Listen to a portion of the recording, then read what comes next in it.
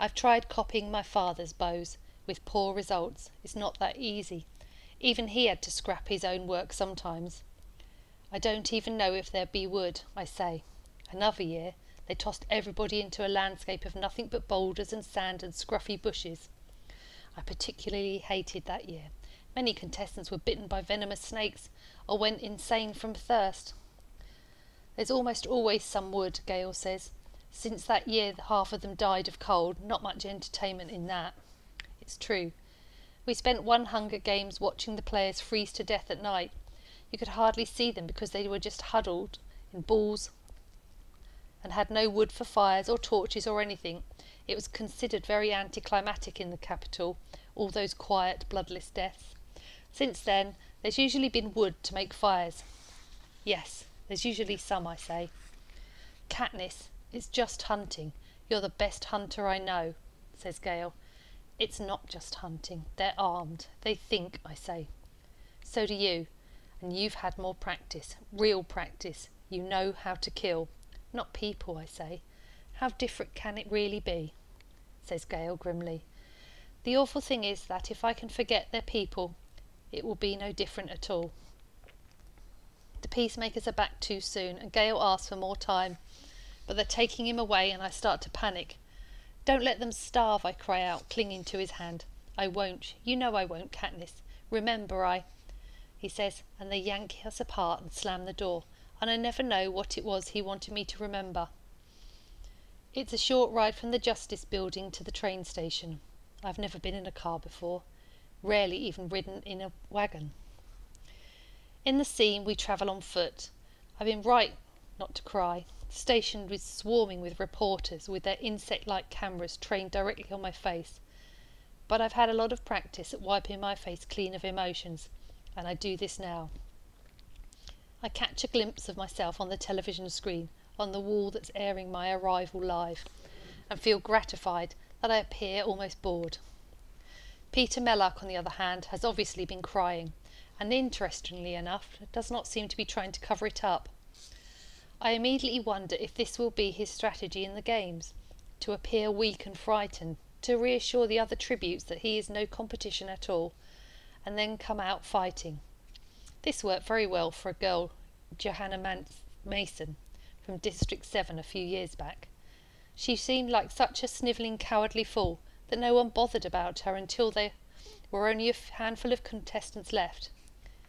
It turned out she could kill viciously, pretty clever the way she played it. But this seems an odd strategy for Peter Mellark, because he's a baker's son. All those years of having enough to eat and hauling bread trays around have made him broad-shouldered and strong. It will take an awful lot of weeping to convince anyone to overlook him. We have to stand for a few minutes in the doorway of the train while the cameras gobble up our images. Then we're allowed inside and the doors close mercifully behind us. The train begins to move at once. The speed initially takes my breath away. Of course, I've never been on a train, as travel between the districts is forbidden, except for officially sanctioned duties. For us, that's mainly transporting coal. But this is no ordinary coal train. It's one of the high-speed capital models that average 250 miles per hour. Our journey to the capital will take less than a day. In school they tell us the capital was built in a place once called the Rockies. District 12 was in a region known as Appalachia. Even hundreds of years ago they mined coal here, which is why our miners have to dig so deep. Somehow it all comes back to coal at school. Besides basic reading and math, most of our instruction is coal-related, except for the weekly lecture on the history of Panem. It's mostly a lot of blather about what we owe the capital. I know there must be more than they're telling us, an actual account of what happened during the rebellion, but I don't spend much time thinking about it. Whatever the truth is, I don't see how it will help me get food on the table. The tribute train is fancier than ever than the room in the Justice Building. We are given our own chambers that have a bedroom, a dressing room and a private bathroom with hot and cold running water. We don't have hot water at home, unless we boil it. There are drawers filled with fine clothes, and Effie Trinket tells me to do anything I want, wear anything I want. Everything is at my disposal. Just be ready for supper in an hour. I peel off my mother's blue dress and take a hot shower. I've never had a shower before. It's like being in summer rain, only warmer. I dress in a dark green shirt and trousers. At the last minute I remember Madge's little gold pin. For the first time I get a look at it. It's as if someone has fashioned a small golden bird and then attached a ring around it. The bird is connected to the ring only by its wingtips. I suddenly recognise it. A mockingjay. They're funny birds, and something of a slap in the face to the capital. During the rebellion, the capital bred a series of genetically altered animals as weapons. The common term for them was mutations, or something, or sometimes mutts for short. One was a special bird called a jabberjay that had the ability to memorise and repeat whole human conversations. They were homing birds, exclusively male, that were released into regions where the capital's enemies were known to be hiding. After the birds gathered words, they'd fly back to centre to record what they had heard. It took people a while to realise what was going on in the districts, how private conversations were being transmitted. Then, of course, the rebels fed the capital endless lies, and the joke was on it. So the centre was shut down, and the birds were abandoned to die off in the wild. Only they didn't die off. Instead, the jabberjays mated with female mockingbirds, creating a whole new species that could replicate both bird whistles and human melodies.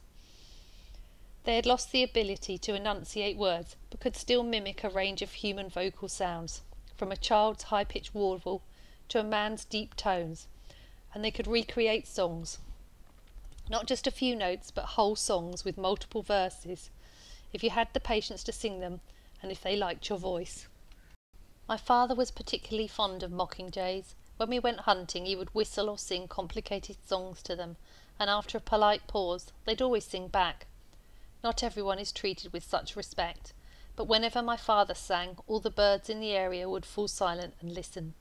His voice was that beautiful, high and clear, and so filled with life it made you want to laugh and cry at the same time.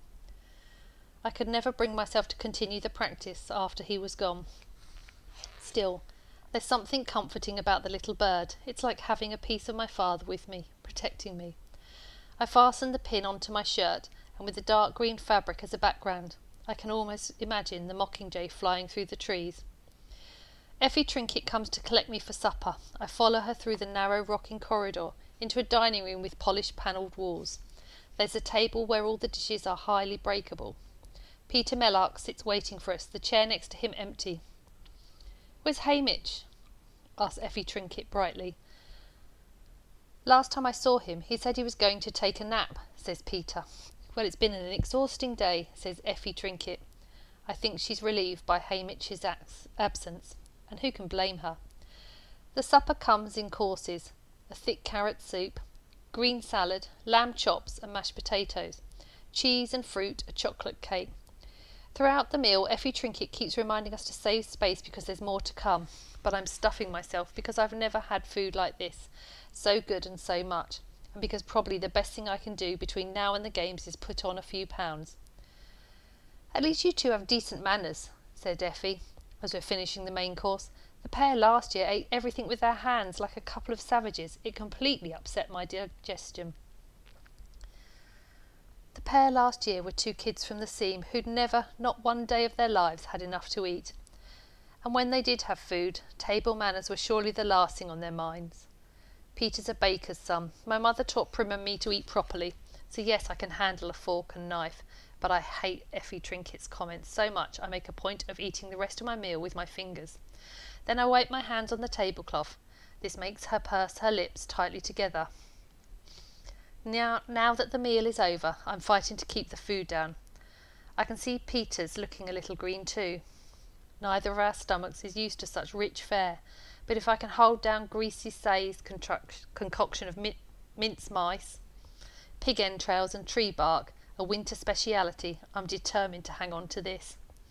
We go to another compartment to watch the recap of the reapings across Panem. They're trying to stagger them throughout the day so a person could conceivably watch the whole thing live. But only people in the capital could really do that, since none of them have to attend reapings themselves. One by one we see the other reapings, the names called the volunteers stepping forward, or more often not. We examine the faces of the kids who will be our competition.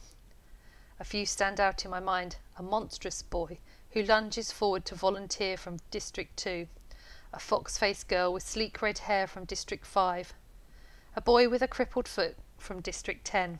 And most hauntingly, a 12-year-old girl from District 11. She has brown skin and eyes, but other than that, she's very like Prim in size and demeanour. Only when she mounts the stage and they ask for volunteers, all you can hear is the wind whistling through the decrepit buildings around her. There's no one willing to take her place.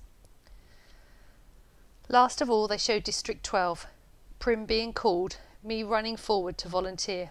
You can't miss the desperation in my voice as I shove Prim behind me, as if I'm afraid no one will hear, and they take Prim away. But of course they do. I see Gail pulling her off me, and watch myself mount the stage.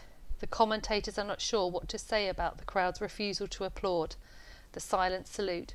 One says that District 12 has always been a bit backward, but that local customs can be charming. As if on cue, Haymitch falls off the stage, and they groan comically.